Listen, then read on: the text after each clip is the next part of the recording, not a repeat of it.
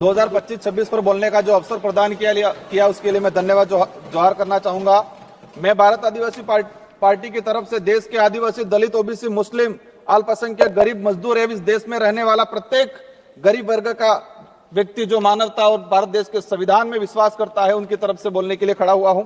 आज देश का पढ़ा लिखा, डिग्रीधारी, शिक्षित, बेरोजगार युवा 200-300 रुपए में दिहाड़ी मजदूरी करने के लिए मजबूर हो रहा है, और जो दूसरी तरफ जो विदेश में जा रहे हैं, जो रोजगार के लिए वो दोबारा पैरों में, हाथों में बेड़ियां लेकर वापस लौट रहे हैं। ये हमारा देश की स्थिति है, पढ़े लिखे विशेषकर बेरोजगारों की। आदिवासी समुदाय ने जितना प्राकृतिक आपदा का कहर नहीं झेला है, उससे ज्यादा हजारों सालों से शोषण, अत्याचार, विस्थापन जैसे मानव निर्मित आपदाओं के कहर से जूझा है।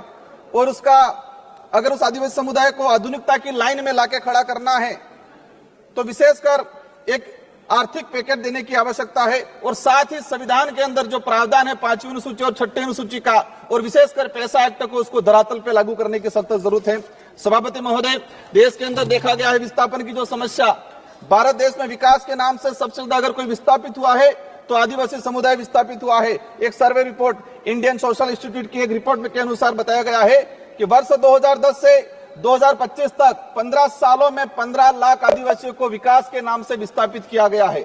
वर्ल्ड बैंक की रिपोर्ट में बताया गया है कि विस्थापन आदिवासी समुदाय में से 50% आदिवासी परिवार पुनः विस्थापित नहीं हो पाते हैं। साथ ही भारत देश में एक सर्वे रिपोर्ट में आया है कि जो आदिवासी समुदाय है अपने जीवन काल के दौरान कम से कम 50% आदिवासी एक उम्र के अंदर 2 बार विस्थापित होते हैं। आजाद भारत में उस समाज को प्रताड़ित किया जा रहा है जिसका इतिहास का हर पन्ना खून से रंगा हुआ मिलेगा। क्योंकि आदिवासी जल जंगल जमीन की लड़ाई के लिए, देश की रक्षा के लिए मुगलों से, राजा रजवाड़ों से और अंग्रेजों से लड़ता आया, कभी झुका नहीं। लेकिन आज उनकी हालत बेहद बेहतर है। पिछले 10 सालों में भाजपा सरकार द्वारा धर्म की आड़ में कलम कागज के हथियारों से आदिवासियों के अधिकार, जल जंगल जमीन को हड़प कर आदिवासियों की मानसिक, आर्थिक, बौद्धिक हत्या करने का काम किया गया है। सभापति महोदय, आज बजट में सशक्त भारत बनाने की बात चल रही है। बनना चाहिए, हम भी चाहते हैं, हमारा देश मजबूत बनना चाहिए, विश्व शक्ति बनना चाहिए। लेकिन स्थिति क्या है? हमारे देश का जो भविष्य कुपोषण की बेड़ियों में जकड़ा हुआ है।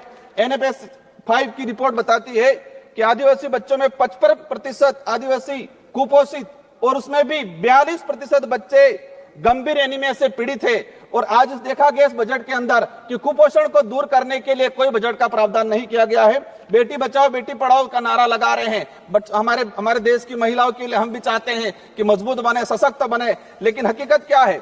देश के अंदर देखा गया है कि आदिवासी समुदाय में विशेषकर हर तीसरी महिला कुपोषण का शिकार है और हर दूसरी महिला एनीमिया का शिकार है।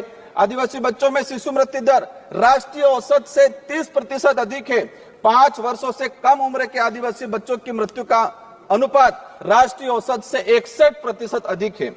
माननीय सभापति महोदय, बाकी जो जीवन काल के अंदर देखा गया है, कभी माओवादियों के नाम से, कभी नक्सलवादियों के नाम से मारा जाता है।